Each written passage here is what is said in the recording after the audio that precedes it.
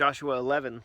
When King Jabin of Hazor heard this news, he sent a message to King Joab of Madon, the kings of Shimron and Akshaph, and the kings of the north in the hill country, the Arabah south of Chinnereth, the Judean foothills, and the slopes of Dor to the west, the Canaanites in the east and west, the Amorites, Hittites, Perizzites, and Jebusites in the hill country, and the Hivites at the foot of Hermon in the land of Mizpah.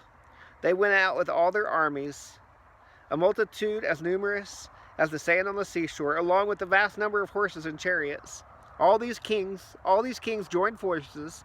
They came and camped together at the waters of Merom to attack Israel. The Lord said to Joshua, "Do not be afraid of them, for at this time tomorrow I will cause all of them to be killed before Israel. You are to hamstring their horses and burn their chariots." So Joshua and all his troops surprised them at the waters of Merom and attacked them. The Lord handed them over to Israel, and they struck them down, pursuing them as far as Greater Sidon and Misrephaim to the east, and as far as the valley of Mizpeh. They struck them down, leaving no survivors. Joshua treated them as the Lord had told him.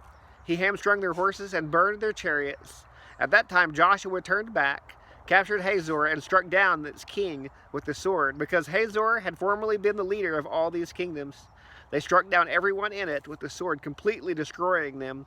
He left no one alive. Then he burned Hazor. Joshua captured all these kings and their cities and struck them down with the sword. He completely destroyed them, as Moses, the Lord's servant, had commanded. However, Israel did not burn any of the cities that stood on their mounds except Hazor, which Joshua burned. The Israelites plundered all the spoils and cattle of these cities for themselves, but they struck down every person with the sword until they had annihilated them, leaving no one alive. Just as the Lord had commanded his servant Moses, Moses commanded Joshua.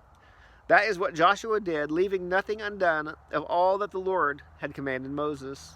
So Joshua took all this land, the hill country, all the Negev, and the land of Goshen, the foothills, the Arabah, and the hill country of Israel with its foothills, from Mount Halak, which ascends to Seir, as far as Baal Gad in the valley of Lebanon, at the foot of Mount Hermon.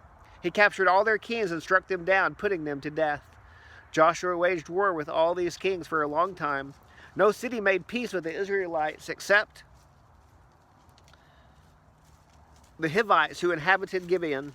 All of them were taken in battle, for it was the Lord's intention to harden their hearts, so that they would engage Israel in battle, be completely destroyed without mercy, and be annihilated, just as the Lord had commanded Moses.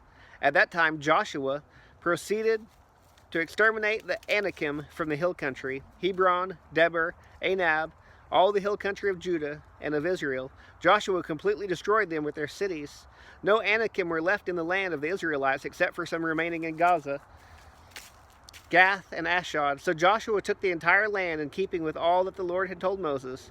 Joshua then gave it as an inheritance to Israel according to their tribal allotments. After this, the land had rest from war.